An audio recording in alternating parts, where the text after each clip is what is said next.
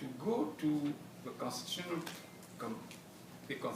Council, you need to present a report you are contesting. And if you don't have any report, you cannot even claim for that. This is one of the examples. And many of them are like that. So we know that this election won't be fair. ELECAM is a body with 18 members. At the beginning, it was 12. And the regime declared that, okay, since everybody discovered that the 12 members are 12 members from CPDM, and many of them were even members of political bureau of CPDM, while the law states that you must be independent and neutral. It did not prevent Mr. Biya to appoint members of his party. Since so many people contested, they said, okay, we are going to enlarge this body and bring it to 18 members. And they said clearly that it will be to bring some balance. But when the new members came in, again, we didn't see any member from opposition. It means that they decided not to organize fair elections. And the question is, knowing that, what should we do? We know that he's not going to do that. What should we do? Some of us, like myself, decided to go for elections. But it would be more relevant not to call this process elections. It will be a peaceful fight, but it will be a fight. You know that the people aren't fair. You know, it's like when you prepare a match, a basketball or a soccer match, knowing that the referee is ready to whistle against you. But you know that if you don't come to the stadium, okay, you are just considered as you just lost everything for it. So you have to go there. But you know that if you are very close to your opponent, he'll whistle. So you try to play in a way that, like Muhammad Ali, you're just flying like a butterfly. They can't touch you anymore. So this is what we are prepared to do and what we have to do. Now, you're asking the role of the diaspora and especially the role of our brothers, the Americans, friends too. You know, these people, we must consider that they took the lead from French people. It was in 1960. At that time, the world was scattered. You didn't have communication. You didn't have really so many people educated. And in many countries, they didn't care about what is going on in the other countries.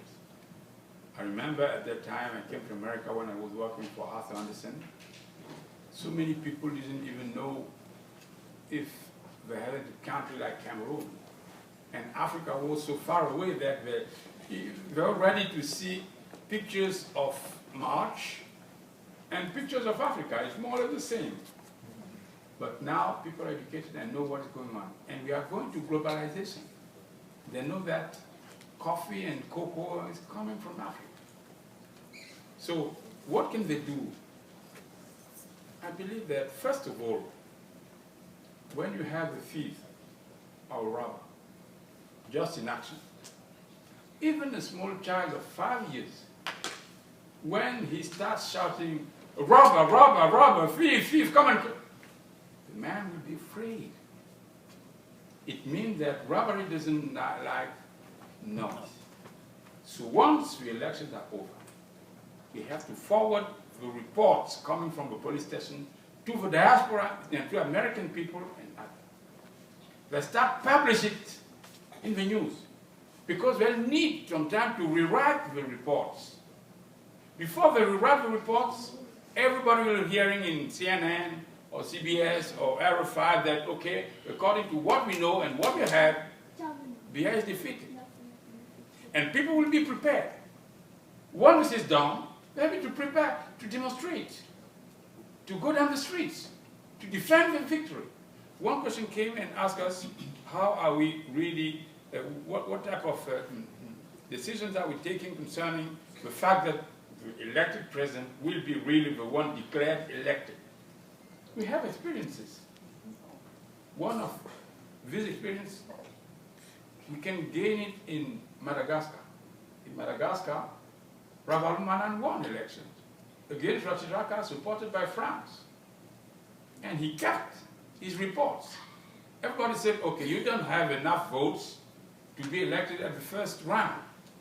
Go to the second round. But he knew that going back to the second round, these people can organize themselves in a way that he can be defeated. They said, no, I won.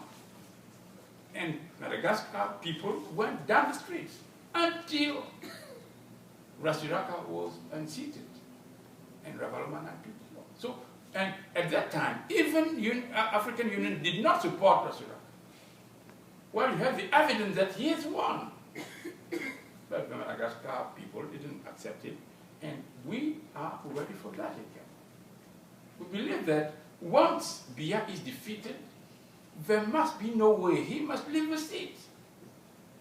He can maybe kill some of us, but he can't kill all of us. And if they know that you are supporting, you are publishing, you are taking stand, you are demonstrating, you are going to Cameroonian embassy in Washington, to United Nations, you better take care. They do the same in Haiti. Haiti is not far from there. But when they just published the first results, Haitian people say, no, these results are fake results.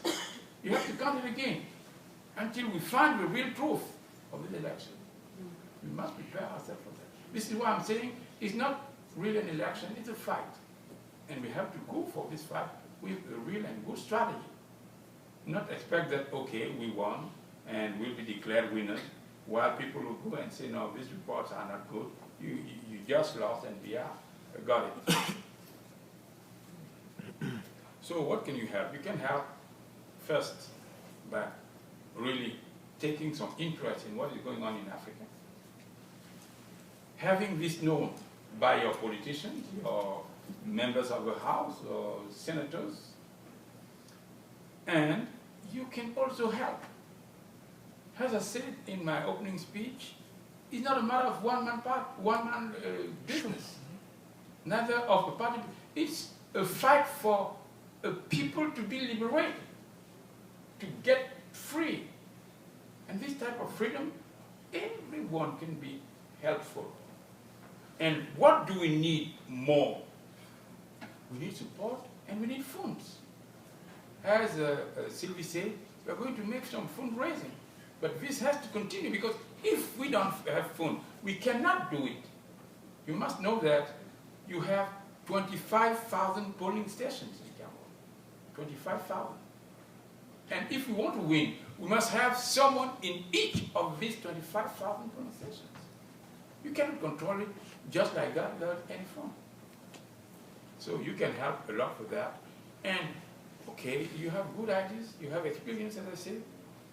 All this can be helpful for our fight. Now, Mr. Edouard just had a lot of things to say concerning Ivory Coast. I just pray him to accept that at the end, we'll come back to Ivory Coast and other African countries. If not, if we open the chapter of Ivory Coast right now, we stay on it until... No, absolutely. I didn't want to talk about it. Yeah, but we'll talk about it. There's a lot of, I'm not going to take similarities. There's a lot of similarities between... You said that CNN will publish the result. Yeah. CNN will publish the result of their candidate, which is the candidate of Washington and the candidate of Paris. So whatever come in, they will not say. No, you know... We'll talk about it. We'll talk about it. Let's stick to Cameroon. Yes. Let's stick to Cameroon. Biya has been in power for 7 years as Prime Minister, 29 years as President. And he pretends to rule again for 7 more years. Now, he's declared 70